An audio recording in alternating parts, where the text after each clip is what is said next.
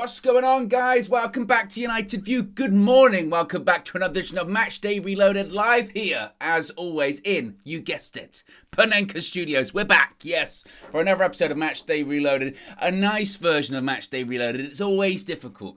I've done many of these this season. It's always challenging to do matchday reloadeds after a defeat, after a loss in whatever competition we're in. But today we're going to be talking about Manchester United 3, Fulham 1. We are through to the FA Cup semi-final, back to Wembley once again. Yes, for the second time this season after our Carabao Cup triumph in February. We'll be returning to Wembley in April, I believe it is, for an FA Cup semi-final showdown against Brighton after we defeated Fulham at Old Trafford yesterday. But that does not tell the entire story. Oh my goodness me. Football, it's a mad game. It is a mad game, and it was we've got an hour today. We're going to be chatting for an hour, and I don't even know if we can really fully, honestly discuss really what happened in that game, because it won't do it justice. Manchester United, in all honesty, were poor. Like, I can't come on here this morning and be like, good, United are through, semi-final, we deserved it, we played really, really well, because that would not be factually accurate. We were not the best team on the pitch yesterday. Fulham were. Realistically, and I don't want to be overly negative, and I don't want to be like too rain on everyone's parade or anything like that, but realistically, the reason we won that game yesterday, and the reason we're into the semi-final, is because of Fulham. Fulham lost that game as opposed to Manchester United winning that game. And that's what I don't really understand about their collapse yesterday, because even if Willian lets the ball goes in, right, let's say, and it's 1-1, you'd still probably fancy him to go on and win that game. Like, that's what I don't understand. And the meltdown that the staff had from Fulham and Alexander Mitrovic, I mean, we're going to get all into it, but I woke up this morning and I was thinking, right, I'm putting together the show and all that kind of stuff, and I was like, what happened with Fulham yesterday? And they can't have any complaints either. I don't. I've seen, opposition fans will do what opposition fans do when they try and compare it and have a real good game of whataboutism. But if you look at the facts of what they were yesterday, Fulham just completely not shot themselves in the foot. They shot themselves in both feet, both arms, and then right, everywhere that mattered. It was such a strange game, but ultimately, history remembers the result. They don't really remember performances, they just remember the result, and Manchester United are into the semi-final against Brighton, but the international break is now upon us, and my goodness me, do we need it. We look tired, we look leggy, we look fatigued. And I know quite a few players are going to be going away on international duty, but here's hoping that it's not as strenuous as playing every 3 or 4 days, because we just look completely run into the ground, don't we? We really do. We look completely run into the ground. We look completely fatigued, but we're going to be getting into all of it as always this morning. So be sure to smash a like on the like button. Be sure to subscribe as well. Bottom right-hand corner. Let's see what you guys are saying as well. John James says, yes, we were poor, but we played a well-rested Fulham who are playing well, and without our full-strength team after a 2-day break, we did well, but we could have done. We will be better. Glory, glory, Manchester United. I mean, the issue is, with how we played yesterday is that wasn't a surprise, and I think that's the key thing is we have seen that over the last few weeks, haven't we? And we've seen it coming. I mean, I said it to Flex in the preview. And maybe I was a bit overconfident in the preview, but I did say that, first of all, I got my prediction right, which is a rarity for me in the previews. I said it would be 3-1, but it wouldn't tell the entire story. But I said if we play like we have been playing games, or certainly starting games recently, we're going to be in a lot of trouble, because we saw it against Real Betis this past Thursday. We saw it against Southampton before the Casemiro red card last weekend. We saw it against Real Betis at home. And even, to an extent, I suppose you saw it against Liverpool. But we've been starting games really slowly, and we haven't had the tenacity. We haven't had the aggressiveness that maybe we had a few weeks ago, or maybe a month or so ago. And I partially put it down to fatigue and tiredness. I do, because Manchester United's schedule since the World Cup has been beyond intense. We've been playing a game every 3 or 4 days for over 3 months at this point. No club's been keeping up that kind of schedule. No one has. I mean, there was the stat about Bruno Fernandes, isn't there, that out of the top 6 leagues in Europe, or those sort of the big hitting 6 leagues, Bruno Fernandes has played more games than anyone in all competitions. And that's because he plays every game in every competition. So it's natural to expect a drop-off. But at the same time, there were some players out there yesterday that haven't been involved in every single game. And I'm not sure it's fatigue. I just think it's quality. I just think some people, when they come into that team, just aren't good enough in comparison to some of the players that we've lost. And when you don't have Casemiro, when you don't have Eriksen, we haven't had Marcel all season, but and then you start talking about the players that have been playing all of those games, fatigue, we just look leggy. We just look really, really leggy and really tired. And as I mentioned, Fulham were the better team. I mean, Marcel Silva came out after the game. He was angry about a lot of things. He said we were the better team, and I don't think any United fan will disagree. Of course, they were the better team yesterday, but it was themselves.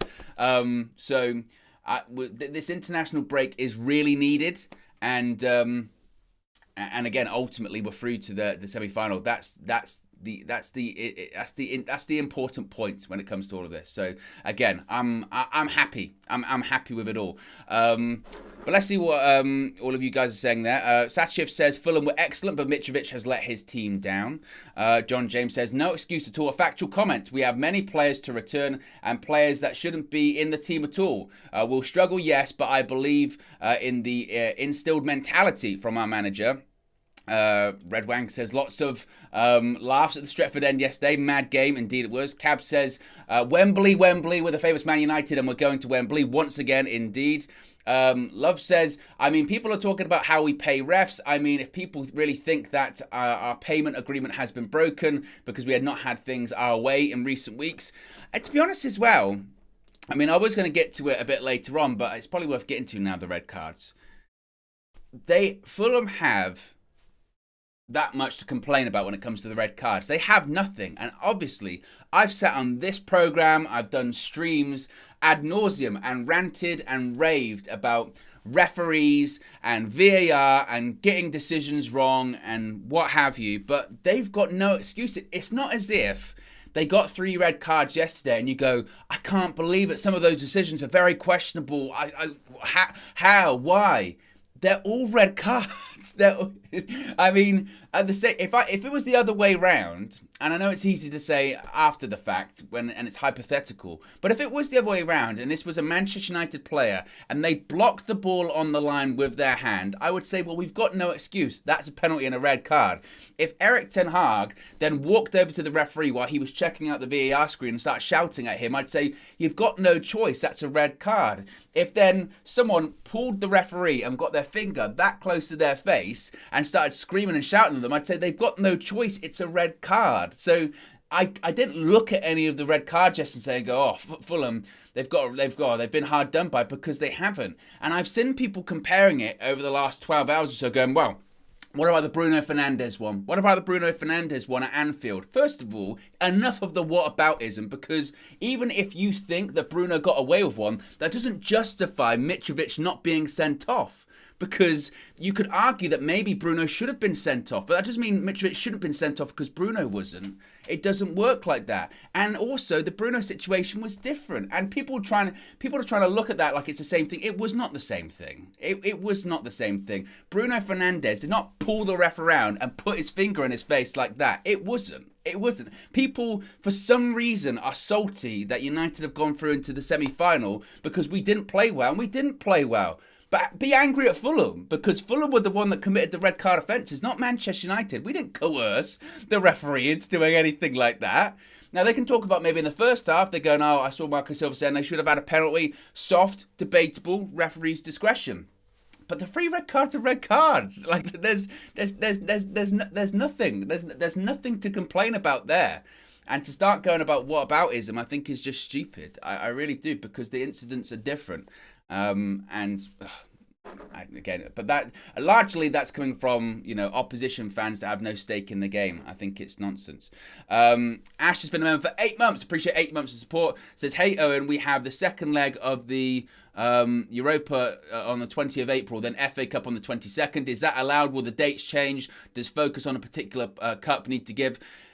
It probably will change, yes. If it's, I'm assuming that's going to be Thursday, Saturday. They'll probably move the game to Sunday because, again, I think there has to be at least a three-game break involving it all. So, yes, I believe that will change, yes. But let's get some reaction from the players and the manager as well. As always, bringing you the comments after the game. Marcel Sabitzer, of course, scored his first goal for Manchester United at Old Trafford yesterday, the second goal.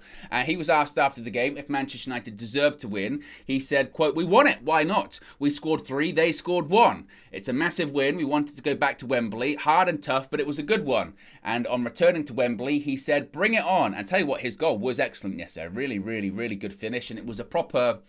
It completed the collapse for Fulham, wasn't it? Because not only... does all of the red card madness happen? Bruno scores a penalty, then just like a couple of minutes later, it felt like the next kick was Sabitzer's goal. And again, it's just a complete and total collapse from Fulham.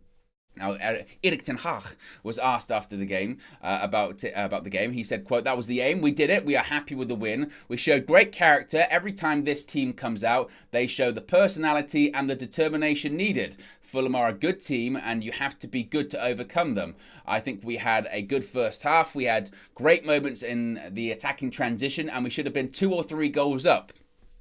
Now, Eric, my manager, I'm not gonna sit here and slag him off or anything like that. But I saw him when he was after the game saying, "Yeah, we should have been 2 or 3 up in the first half," and I was like, I did not see that. I saw a first half where I went, we weren't good.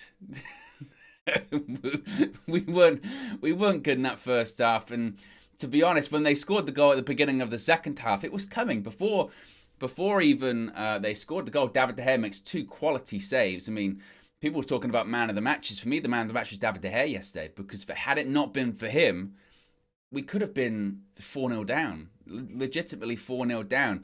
2 of the saves are brilliant saves as well. Obviously, there's the header from Mitrovic. It's a leaping header. He manages to pour it out the goal. And there was a shot from Willian as well, where again, it's really poor defending, because you know what he's going to do. He's going to cut inside and try and whip it. He does it, and it's a great save by De Gea because it's moving so quickly. Had it not been for De Gea, again, it could have been a completely different scoreline. So I do disagree with what Ten Hag was saying by saying, "No, we could have been 2 or 3 up in the first half." I disagree. We were poor. We were poor for the majority of the game. And again, you can't hide from it. Had Fulham not got the red cards, I don't think we're in the semi-final. Like, again, it's less of a case of Fulham losing as opposed to United winning. Honestly, we were poor. Now, Ten Hag spoke about the red card, saying, "I don't want to emphasise that. It was a great counter-attack, but I think everyone saw it was handball." And look, that is true as well, is the fact that people will look at that. I mean, if Willian doesn't stop the ball with his hand, you would think it goes in, and maybe we equalise, and maybe that does spur us on. But 11 versus 11 for the majority of the game, it was... it would have been tight, and I wouldn't have ruled out Fulham getting another goal. But again, it completely changed the game. Ten Hag then says, "The next FA Cup game is a long way away. The players will go away on international break while we analyse the recent period. Then it's about Newcastle, Brentford and Everton." And it must be said, when it comes to Newcastle, that's such a massive game in the Premier League, isn't it? Away from home, and our record away from home this season in the Premier League has been really bad. We've not got a win against the top 11 sides away from home. Newcastle playing well, and again, I did look at that game yesterday, as I have done with some of the performances recently, and I said, if we play like that against Newcastle, that's going to be a long game, a very, very long game, and that's going to be tough. But the international break, I think, is going to be really important, and here's hoping against some players get some rest. Sabitzer was then spoken to again after the game. He said, "There was a lot in the game. 1-0 down, 2 red cards, a penalty, a comeback. We were very focused and we wanted to go back to Wembley. We did it, and that is the most important thing. First of all, I think we played a good first half, had some chances and missed them. After halftime, we came out, we conceded a goal. That's not what we wanted. We knew it would be tough and hard, but we still believed. I think we have a good team spirit and mentality. You can always see that on the pitch. The fans were amazing. They pushed us forward, and we're very happy today. To be fair, I have to say, 2 men down for Fulham is not easy. We have a good team spirit, group of guys. You can feel it in the dressing room, on and off the pitch. As I've said, we stick together all the time, and we're very happy with the results. On his first goal, Sabitzer said, I was overwhelmed. I was looking forward to it, scoring my first at Old Trafford in front of amazing fans. It's an important goal. 2-1 is a massive one. I couldn't reach it with my right foot. I just tried to hit it with my left foot and it worked. Before the game, we were very focused on going back to Wembley, and we've done it. We'll be ready for the final. So there are comments from Sabitzer, who I did think spoke really well after the game. And again, I think hopefully we're going to see more of Sabitzer. I thought he did well yesterday, but again, like everyone, it was tough. You know, it was certainly tough. Fat4 says, that's the name of the game. Anthony came on, changed the game for us. That's not luck. That's action, just the action of the moment. We earned our victory. Look, I think Anthony did play very well when he came on, and I think he did turn the game. Callum here says, but had Fulham not got the red cards, it's 1-1. United had their tails up, which again is true. But I just think also, given the manner of the game, they would have had chances. Certainly, it would have not been as one way as it was, you know, because again, Fulham were having their chances throughout the game too, and you can't not look at that game and say the red cards didn't change it, because they did. You get 2 people sent off, that will change the game.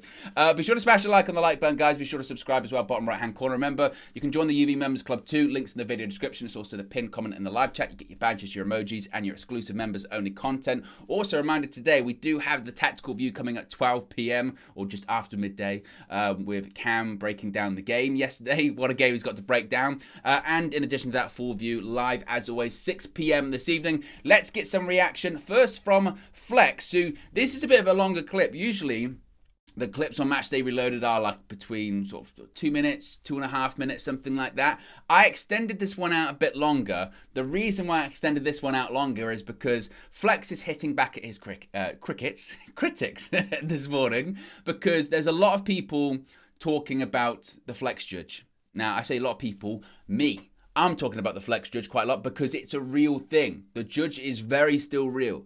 But Jurgen Fleck reared his head yesterday, and he had some things to say. So look, this is his channel, his platform. I'm going to give him an opportunity to speak. Here's what Flex had to say. By putting Anthony on, he did have an impact, and he did change the game. And actually, the first moment we created a real chance, we've technically scored from it, you know, and that forced their capitulation. So for all of Fulham's hard work, as soon as we managed to put a chance against them and put a bit of pressure on them, they absolutely lost their heads.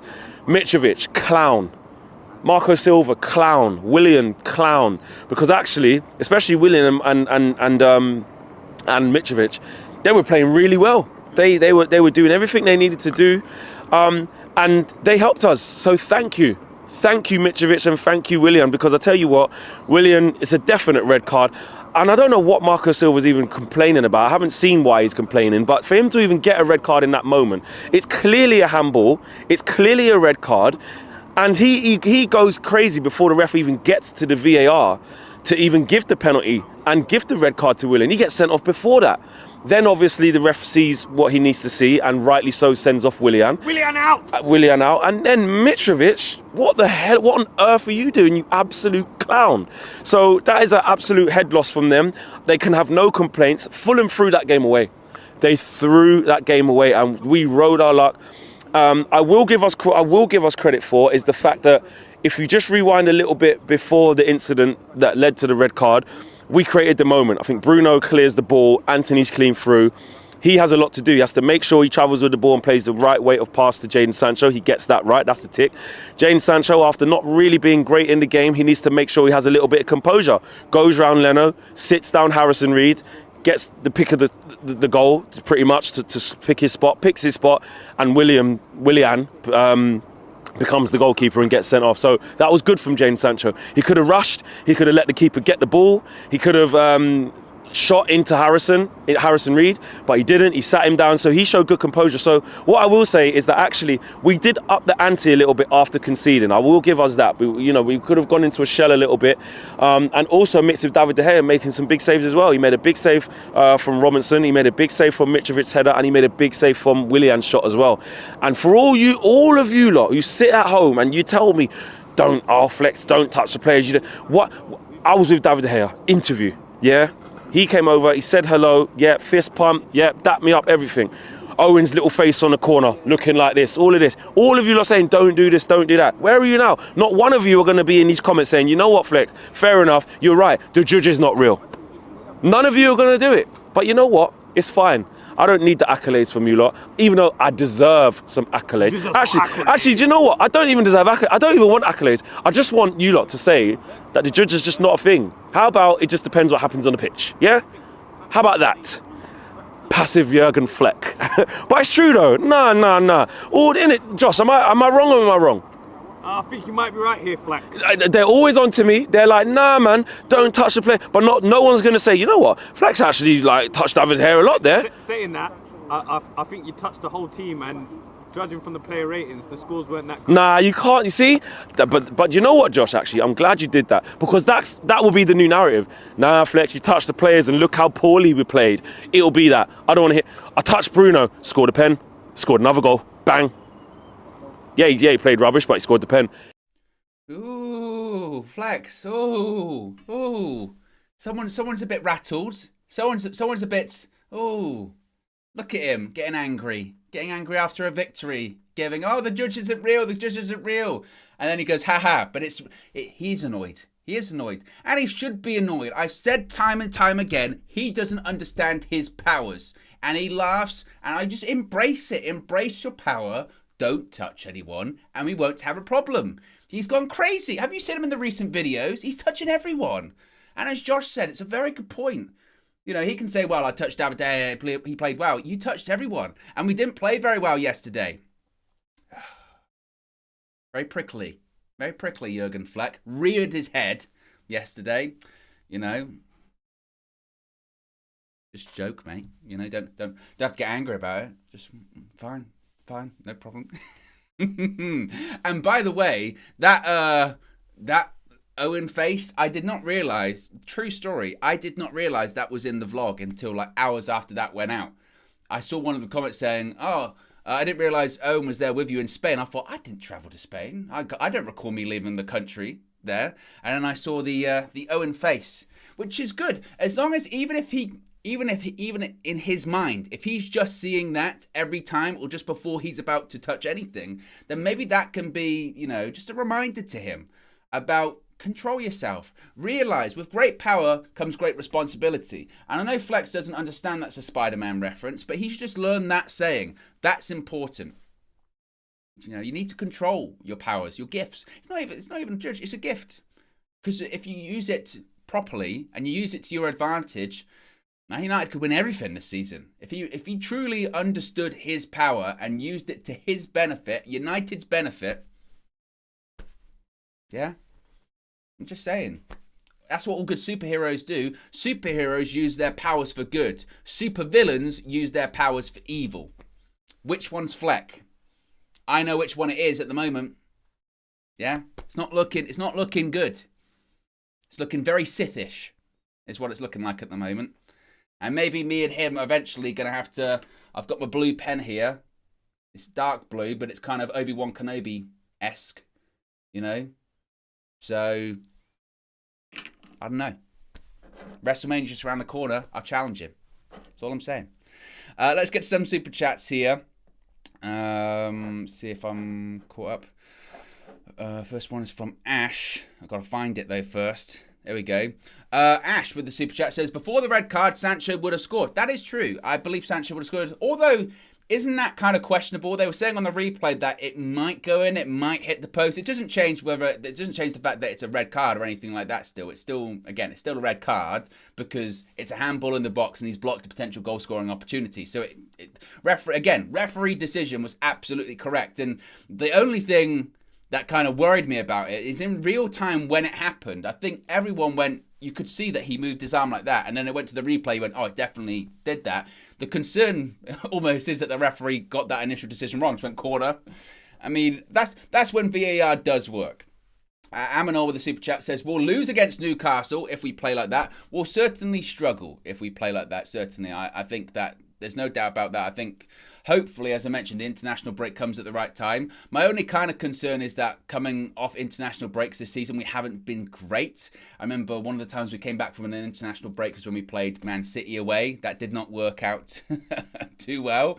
So, but here's hoping again, because hopefully some players will get some rest. I mean, it'll be interesting to see how many players suddenly decide that maybe it's not the right time to go away on international duty. I mean, if I was a player, I mean, obviously, look, one of the biggest honours is representing your country, but there also has to be an element of self-preservation, doesn't there? And maybe there are those discussions of saying, look, I'm just burnt out. Because some of those players, you can tell they're just completely frazzled. They're completely fried. And you have to, as I mentioned, take in some kind of self-preservation, or even if you go on international duty, have a word with the manager and say, look, I'm probably only good for one game. I'm out of it. I'm not even going to be that much of a benefit to the team because I'm going to be exhausted and I'm not going to put in the best performance possible. And obviously we want to win. So it'll be interesting to see how much that happens with certain players. Ash says, the other day we wanted Flex to touch the ref, so Flex must have touched Mitrovic and we missed it. Must have touched Willian also. Well, maybe he did. You know, thing is, we don't know what Flex is up to. I don't know what Flex is up to most of the time. So anything is possible, certainly. Now, speaking of Flex as well, I put this together this morning because this is great. You might have seen this on some of our social media channels, at United View TV on everything, whether it's Twitter, Instagram, TikTok. Yeah, TikTok. Yeah, we're hip. And you might have seen this. Flex obviously was at the game yesterday, and Josh managed to capture Flex's reactions to the entirety of the big events in the game. That includes the red card for Marco Silva, for Willian, for Mitrovic, the Manchester United goals. It is tremendous. Now, take a look at this. It's well worth a watch. Move, Marco Silva. What's he moaning about? It's a handball. Why is he even moaning? What's he even moaning about? He has nothing to moan about. Get out of here, man. And send Willian off while you're at here as well. Deliberate. Get him off and get Willian off as well. Definite handball. It's handball, man. Red card! Red card! Red card! 2 red cards! 2! Get out! Both of you, get out! 2 red cards! 3 red cards! It's 3 red cards! It's all going off! It's 3 red cards! Mitrovic has gone crazy in the ref! It's all going off! Oh my days! What is going on? It's 3 red cards! Wow! What is he even moaning? I don't even know what... Put hands on it! He put hands on the ref! Put hands on him! I don't even know what Mitrovic is moaning about. It's all kicking off! It's all going off! Wow! United! Wow! Where has this come from? We've been poor all game, and all of a sudden there's a breakaway where we should score. Rightly so, penalty, rightly so, red card. Marco Silva gets sent off before the red card, and then Mitrovic just loses his head, goes up to the ref, and puts his hands on him.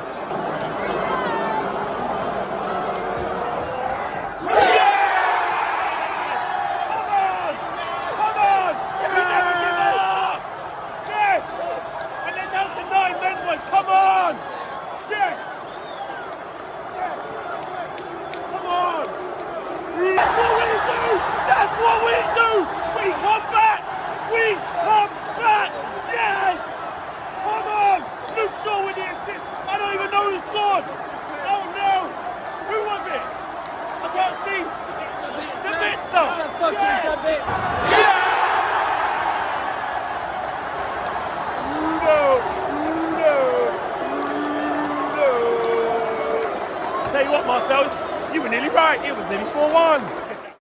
I think he might have enjoyed that one a little bit. I mean, people people can play the clip of me going Panenka at the World Cup or going crazy at the World Cup final, but I think Flex was matching that energy. That's what I love to see. Flex was matching that energy with the free red card. It was, oh mate, that is such a good bit of footage, honestly. It's a red card. It's all kicking off. Oh, mate, it is so good. Absolutely tremendous. That is brilliant. That is one of my favourite clips from this season. It go crazy. But that's part of it, isn't it? When you go to Old Trafford, you get lost in the moment. A bit of madness. I mean, let's be honest as well. That is going to be a moment that lives in infamy at Old Trafford. 3 red cards in a matter of 60 seconds. That just doesn't happen in a game of football, right? And I think Flex is absolutely right to go crazy about that as well. And it makes me laugh because opposition fans go look at you, shameless, celebrating 3 red cards. Oh, because you wouldn't. You'd sit there and do a golf clap, wouldn't you? Go, oh, no, it's fine. Red card. Oh, good. No. We're not going to celebrate because that would be bad sportsmanship. Yeah, we definitely wouldn't do that. I think it's laughable, absolute laughable. And some people going, you were complaining about referees a couple of weeks ago, now you're celebrating them. Well, the complaint was that the decisions weren't accurate or correct or consistent. There's nothing to complain about. There's nothing to complain about. It's crazy. But as Flex did say in his reaction too, one thing is for certain is when we went 1-0 down, Erik ten Hag made a quick substitution straight away, brought McTominay off, brought Anthony on, and certainly you could say Anthony changed the game. He came on, he did look bright, he looked lively. Of course, he missed out against Real Betis. He didn't travel because he was ill, and I think maybe because of that illness, that's why he started on the bench. But he did look bright, he looked lively, he was a spark, and I get what some people are saying when they say that, well, had Willian not blocked it, we would have scored, and maybe that would have woken us up. Maybe that would have changed the game. Definitely not as much as 2 red cards is going to change the game as well. But I think Anthony certainly did change the game. When it came to Sabitzer as well, getting his first goal, I think it's fair to say, isn't it? I think the general consensus is we all like him. And in terms of, as we've said before, a last-minute January loan signing because Christian Eriksen goes down with an injury, I think we did very well in Marcel Sabitzer. Now, I think at this stage, had we expected him to maybe start more games? Maybe, considering the injury to Eriksen, but it hasn't really worked out like that. I mean, we've still yet to see Sabitzer and Casemiro line up together, I don't think, at this point, because Casemiro's had the suspensions. Sabitzer was out with a bit of a knock for a game or two. It's really been Casemiro and Fred, hasn't it? Has been the partnership. So I don't even know if we're going to get to the end of the season, if we're going to see Sabitzer and Casemiro. But I was talking to KG on the phone last night, and we're going to get to KG's reaction in just a second. But I was saying, let's say, hypothetically, we do get to some finals, an FA Cup final, or even a Europa League final. I mean, I know I'm thinking quite far ahead. By that point, you would hope we would have Christian Eriksen back, and Eriksen and Casemiro are still the starting midfield option. I haven't seen anything from Fred and Sabitzer that says to me, like, oh, definitely they replace Eriksen and Casemiro, because they're still the 2 best midfielders that we have at the club. But in terms of having those options off the bench, I think that's really positive. I think some of the praise maybe for Sabitzer has been a bit OTT. You know, some people have said, I've been absolutely blown away by his cameos that he's had for United so far. And I'll go, well, let's calm down a little bit. I still think there's a way to go. And I still don't, as I said, I still don't think anyone has shown that they're capable of replacing what Christian Eriksen brings. I think that's one of the things that maybe hasn't been spoken about enough in Eriksen's absence, is just how important Christian Eriksen is. I think it's kind of been overlooked because of the Casemiro coming in and out of the side with the suspensions and the red cards, just how much Christian Eriksen brings to United. Nobody can do what he does. His ability on the ball is second to none. He is the pass before the pass, or sometimes the pass before the pass before the pass.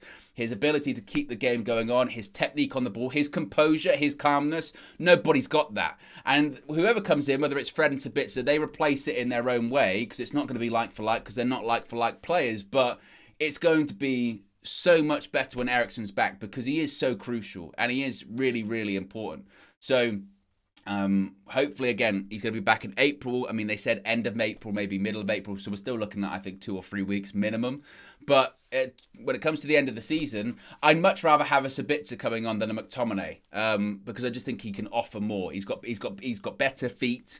He's got more experience, and yeah, he's a good player. He's a good player. It was a good finish yesterday. But to say that he's, he's the answer to our midfield issues, it's like, no. I don't think that is the case, but certainly as a player on the bench, I think he's a quality player. But at the same time, like I said, I don't. It's very difficult to replace Christian Eriksen. He is a quality player, certainly. Cab says we need Eriksen, Garnacho, and Martial back. DJ's in the chat. DJ suffering with the flu as well recently, so get well soon, DJ. Hope you're feeling better. So Sabitzer and Casemiro have been together, but it was only for a short while when Sabitzer was subbed on. Yes, they haven't started again. We had a significant amount of time together, have they, as well? Ninth says, to be fair to Fred yesterday, he came on and we got more forward passes. I think one thing that you can say for Fred, certainly, is that, and you noticed it yesterday significantly, is, people will give stick about Fred saying, oh, what is it? He just runs around. For a lot of the game, we didn't have that. We did not have anyone that was really running around with any intensity or any aggression in the midfield, and we could have used that yesterday when it came to Fred.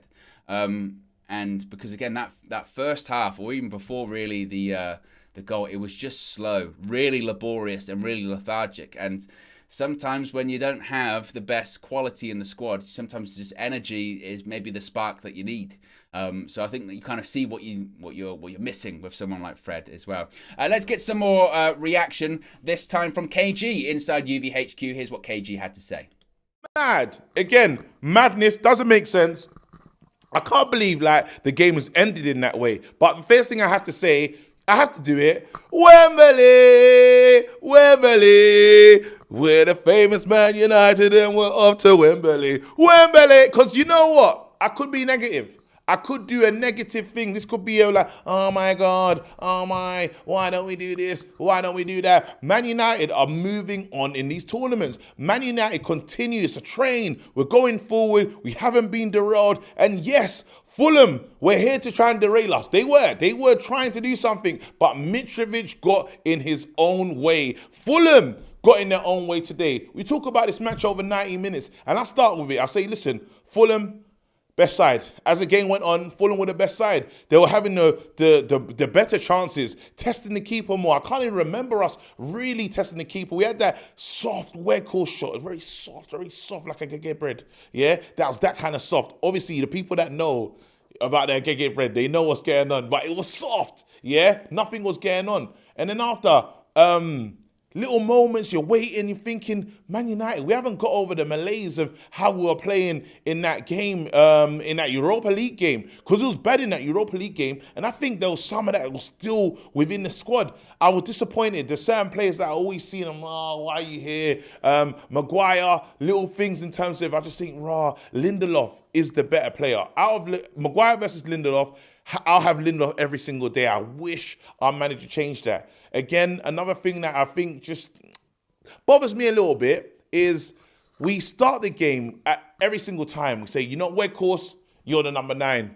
And we quickly realize, well, he can't play there. So why do we keep doing this to ourselves? I get we're waiting for him to score and this, that, and the other, but it's like, if he know that from the beginning of the game, he's going to offer you more in the 10 and Rashford playing up front it makes more sense, we need to start doing that. We obviously need to start doing that. I saw McTominay today. We're trying to deal with what's going to happen without Casemiro. What we've learned from today's game is, well, McTominay can't play the 6. Yes, he can get about the pitch, and he does look busy. There's moments, and he always catches me this way because you got McTominay all over the place, shutting things down. But then, in terms of creativity and playing balls into the midfield, he struggles. AG bread, agege bread.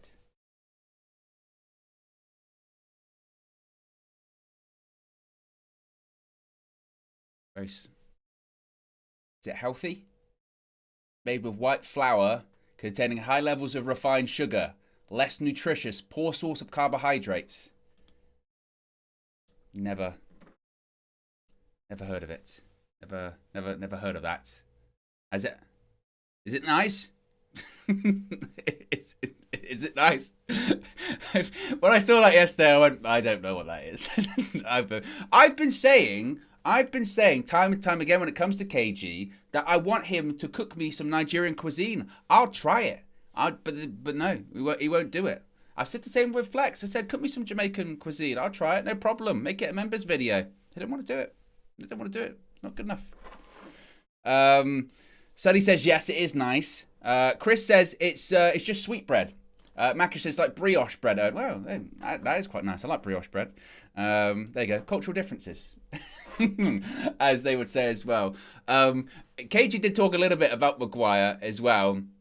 And I know that it's weird when you bring Maguire up on social media, it's interesting because I think yesterday was a clear example, and I always try and make it fair when it comes to him, is that he just doesn't fit. He just doesn't fit into what United want to do under Eric Ten Hag. I noticed it against Real Betis on Thursday that his recovery pace is very, very slow. So Eric Ten Hag wants United to... I mean, I know we've got quite a deep defensive line, but in the future, the ideal is that we play a higher defensive line, and he can't do it. And if he gets isolated, he gets caught out. And his progression of the ball is so slow. That was the real problem yesterday that I noticed, is that in the first half, our best chance, which is when Sancho should have taken the shot in the end, he cuts it back to McTominay. That starts from Lisandro Martinez being able to step out defence and pass the ball forward, progress the ball forward. And Maguire just couldn't do it. Like, he can't do it. And there were a couple of times yesterday where he was standing on the ball and he was pointing to people and asking for people to make runs, and the Old Trafford crowd were getting onto him because you see Lisandro Martinez, it's the perfect example of what to do in that situation. If there isn't the option on, make it work for you, make it happen, travel with the ball, try and force someone to come towards you so you give someone else a bit of space. It's just slow. And that's the problem. He's just slow. And when you bring him up, seeing people will go, so you're scapegoating. No one was good yesterday. And that's true. I mean, I'm not saying that everyone, it was just Maguire was the reason we were playing poorly, but he wasn't he wasn't great. And I think that he will go in the summer. He's still in the England squad, and he will always be in the England squad. But I think he'll go in the summer. And it's just, again, it's not as if Maguire's bad. He's not horrible, but he's just not what United, I think, the way that we want to play, or certainly Eric Ten Hag wants to play. He doesn't fit that. He doesn't suit that. He's better off playing a deeper line and not having to progress the ball forward in a quick manner, because he can't do it. He'll take 3 or 4 touches, or he'll stop the ball, and it's too slow. That's the issue. It's just too slow.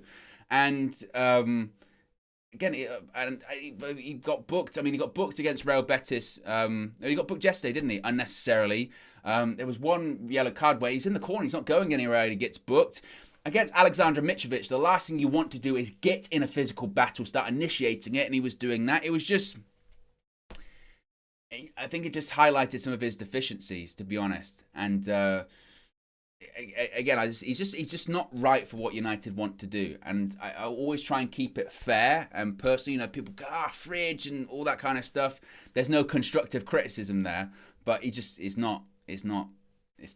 It certainly is not it. Let's get some more reaction now. Let's go to Marcel. Flex spoke to Marcel outside Old Trafford yesterday after the game. Here's what Marcel had to say.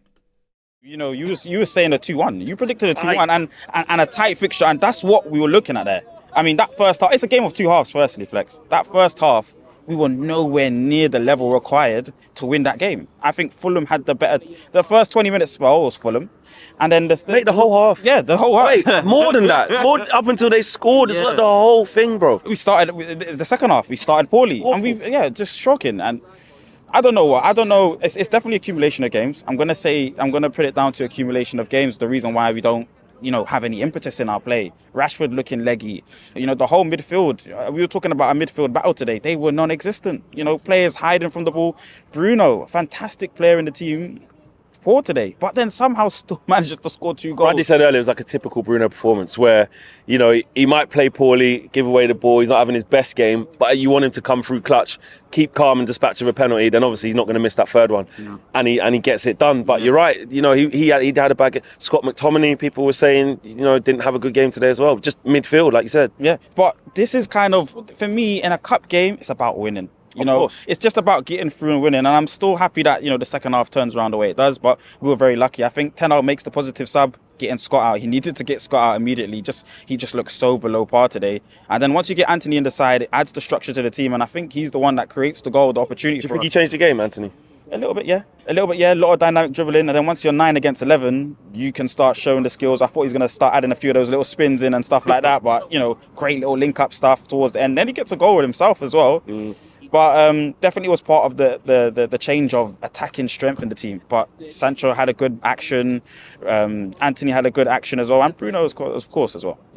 What did you make of the carnage and the chaos, though? We can't not talk about it because it's a definite handball. Yeah. It's a definite penalty. Yeah. Marco Silva just goes absolutely crazy for no reason. And then Mitrovic, I don't know what he was thinking as well. Crazy capitulation. Yeah, you can't do that. I'm happy. They threw away the game. Hold that.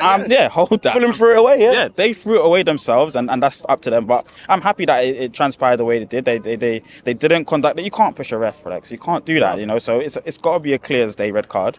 But it was crazy. I was surprised. As all of a sudden, I'm seeing the manager go down the tunnel, Mitrovic go down the tunnel, Willian. What's going on? But I don't know what happened there. We were lucky. They gave us a break. They really did. But good teams can't come through these moments. We still have to dispatch of them. Bruno still has to deal with the pressure moment. Yeah. And someone said Marcel Jobs. Nessie. I thought he looked good. I thought Marcel looked good yesterday. He looked suave, hospitality settings, posh Marcel. Marcel Jobs with the glasses as well. Remember he had those glasses he put on before? I tell you what, there's a sketch there somewhere in the future where he's talking about his invention of time, maybe explaining his theory of time and birthdays. Oh, that's an idea. Write that down. Future comedic gold, that is. Let's talk a little bit about Bruno Fernandes, then we'll get some more reaction. Bruno was such a strange performance yesterday from him because obviously, look, he gets 2 goals, scores the penalty, scores the goal right at the end of the game. But he, like many people, was not great for a lot of the game, particularly in that first half.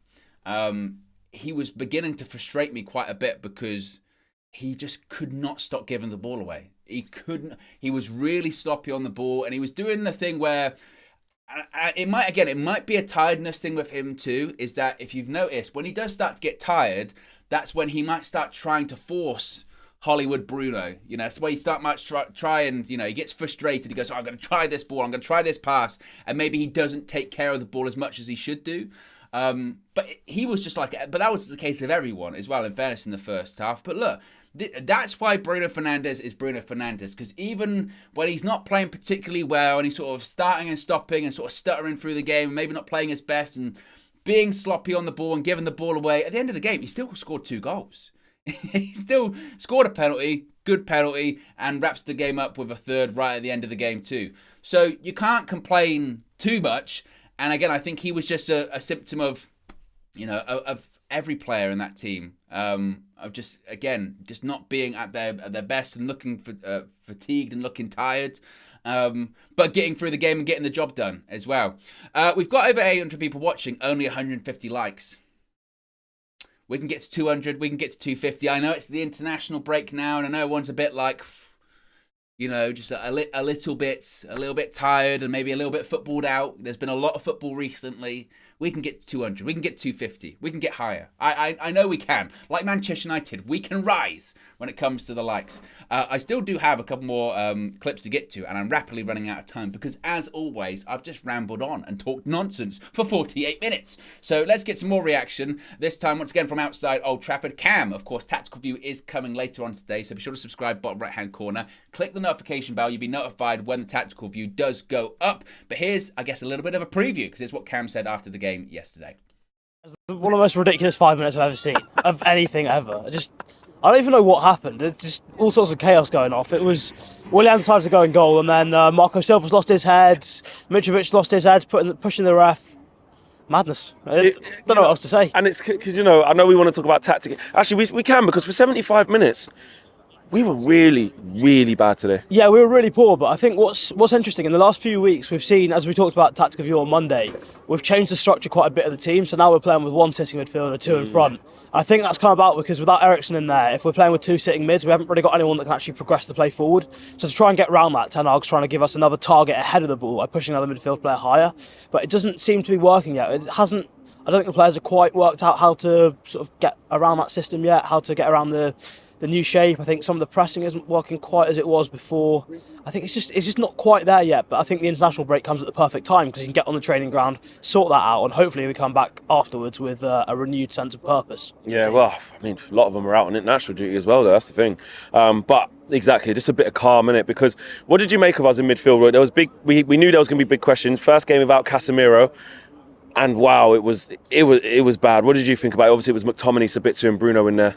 Yeah, it was really ropey. I think Ten Hag's, it's pretty obvious he doesn't trust McTominay to progress the ball forward. That's why he's changed the system to have more targets higher up. But also he's doing that because he's got, in theory at least, Maguire and Martinez who can move the ball from centre-back rather than having to play through midfield. So what you saw quite a lot was a lot more combinations in wider areas rather than building up down the middle. So you see the eight, so you see Sabitzer and Bruno often playing really wide. You've got the wingers staying quite high, the midfielders going really wide into those wider areas. So you get combinations with the full-back, the midfielder, the winger, and that's how we're trying to build the ball forward rather than sort of playing through the middle because McTominay can't do it. It's just he can't progress the ball. He's not one to come in a bit. He's not one to come and show for the ball and say, "Give me it, I'll get us going, I'll pass through the lines." It was Martinez doing that. He kept stepping into midfield countless times, as he does. He was the only one, and that was in a bad first half where we didn't really do anything. And that goal was coming for Fulham. It really was. Was it a bit more than the turning point of that crazy chaos, like in terms of Anthony coming on and us creating that moment that caused the chaos, or are you putting it down to, listen, when that happens and there's all them red cards, that's what changed it? Yeah, if that happens, all bets are off. But to be fair, obviously we had to generate the moment to get that because it was going in otherwise if he didn't decide to go in goal. So we would have scored. Would have been a good goal. Yeah, exactly. So we would have scored, but I think Anthony coming on did make a difference. He did change.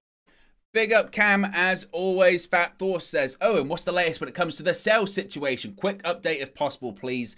Thanks, bro. Well, last night, I think it was Mike Keegan, once again from the Daily Mail, wrote that after 2 weeks, after 2 rounds rather, or after...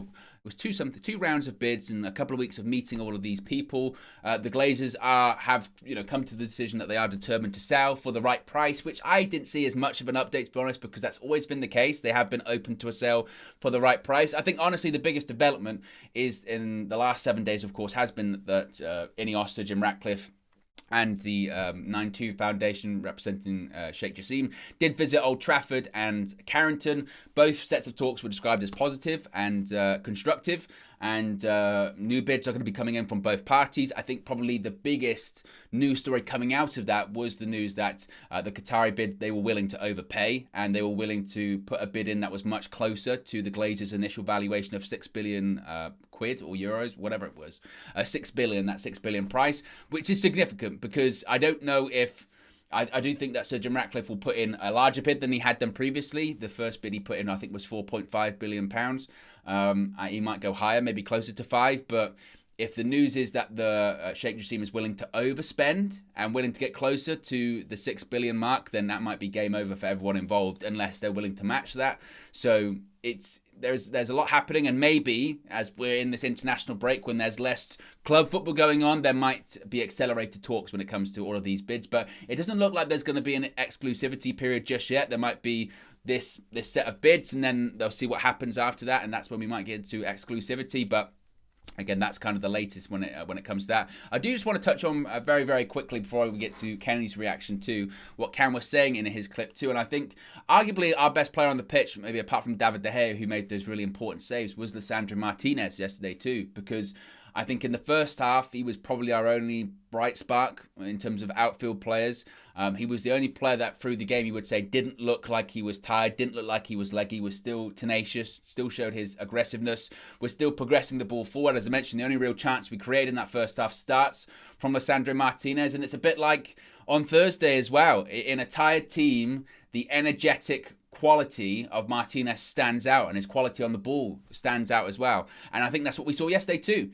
And he is such a quality player. And it's no coincidence that in these sort of more trying moments where the team is fatigued or tired, it's the Ten Hag signings that are standing out. It's the Ten Hag signings that feel like they're the ones making the difference. I mean, you look at yesterday, Martinez, arguably best outfield player on the pitch over the 90 minutes. Anthony comes on, changes the game, a Ten Hag signing. They're the kind of Ten Hag knows they're the kind of players that are going to make the difference, and they're going to become more and more important, not just as the season goes on, but into next season and the season after that as well. And I thought he was excellent yesterday, certainly. Let's get some more reaction finally from Kenny. I spoke to Kenny after the game. Here's his thoughts on United's 3-1 victory over Fulham. Sometimes they say your name's on a trophy, and it looks like Man United's name's on that trophy, because up to 70 minutes, I thought that's as bad as we've played all season. The first half in particular. What really concerns me now going forward is that with what we've seen today, particularly in the first, like I said, 70 minutes, if we don't have the quality players like Varane, Casemiro, Eriksen on the pitch, we have very little to offer. We've very little to offer. I thought McTominay, Maguire, in the first half in particular, they were frightened to gain the ball. They were Our only out forward progression was Martinez long balls and Wan-Bissaka. That's all we had in the first half, and I thought we were very, very poor. And to be fair to Fulham, the two players they lost, Willian and Mitrovic, I thought they were excellent. They were excellent up to then. Mitrovic hadn't scored in 11 games, so what does he do? He scores against us. We haven't lost a tone for 21 games, and all of a sudden you think, well, that record's going to be going. And I honestly did not see us. At best, I'm thinking 90 minutes a draw at best, penalties or whatever, because we never created. I don't remember the goalkeeper making a save. De Gea, outstanding. Two saves before the goal, then after the goal, the Mitrovic header which looped over Wan-Bissaka's head. That was fantastic, that save. Because if we go 2-0 down, even with our men, we'd have made hard work of that. But I was disappointed, and I was concerned, because I'm thinking at 70 minutes, is this going to be the rest of our season now, where we're going to be scratching out results? We saw yesterday Tottenham did us a favour, dropping 2 late goals. Newcastle, they scored a late winner. And I'm thinking 6 points ahead of Tottenham or whatever. Doesn't look a lot now.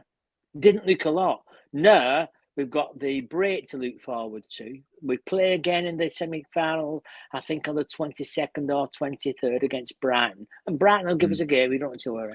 But no, I just think that I'm hoping that we can get Martinez. We can get Varane, we can get Casemiro, Marcel, Eriksen back, and we're a different team altogether. Big up Kenny as always. Eric Ten Hag, yes. That's one of my favourite things, Eric Ten Hag as well. I love that. Big up Kenny as always. And with his discussion after the game. I always love talking to Kenny after games, straight after, because sometimes I'm either annoyed or I'm happy, and it's very reassuring, isn't it? It's like talking to a friend. I love talking to Kenny after the game. Big up Kenny as always. I'm sure the chat will show him lots of love. But there you go, guys. That's the show for today. Be sure to smash a like on the like button. Be sure to subscribe, bottom right hand corner. As I mentioned, just because it's international break does not mean that there's not plenty of UV content on the horizon, because, oh my goodness me, there is a plenty of UV content on the horizon. Just thinking about today, as I mentioned, Tactical View around midday will be coming out. Cam will be breaking down Manchester United's 3-1 victory over Fulham in the FA Cup quarter-final yesterday, going in depth about maybe why it didn't go too great for the majority of the game, how the red cards changed the game. I don't know if he's going to talk about in depth about the red cards in itself. We'll have to wait and see, so keep an eye out for that. In addition to that, of course, Full View this evening, as always, 6 p.m. live. Then throughout the week, despite there being no club football, I'm sure, because it's Manchester United, there'll be plenty of Manchester United news. So we'll be live every morning covering all of that. Wednesdays, of course, you've got the Red Room. Tuesdays, you've got the Flex and KG show. There might be some other surprises coming over the next couple of weeks. Oh my goodness me, don't just think because there's no 2 weeks of club football that it's all going to die down, because it ain't. It ain't. If anything, it's going to be raising back up with some surprises. So if you haven't already, click subscribe, bottom right-hand corner. Click the notification bell. You'll be notified every time we go live or a new video gets uploaded. That's the way not to miss anything. You can check out our shorts. There are plenty of shorts going up at the moment. I know if you're like me, I sometimes lose a lot of time to shorts or Instagram reels or TikToks because they're just addictive, aren't they? You watch one, then it just moves on to the next one, and next thing you know, you've been sat there for an hour. You're like, oh, I've wasted so much time watching all of these shorts. So you can check them out. You can go to the channel, find the shorts there. If you go to your shorts feed, they should all be popping up there. You can see reactions from the game yesterday. There's match view highlights, there's flexes, reactions as well, and plenty of other fun goings on. Of course, if you are part of the members club too, you can watch all of the latest episodes of UV Raw. More episodes coming soon. I think I'm going to do a Q&A as well over the next maybe week or so. People really enjoyed that last time. So if you are a member, keep an eye out for the community post, community section of the channel, because also I'll probably put a post up there saying, what about your questions? Get your questions in and all that kind of stuff as well. So there you go, guys. Be sure to smash a like on the like button. Be sure to subscribe, bottom right-hand corner. Have a great Monday, and I'll speak for you again very soon. Peace.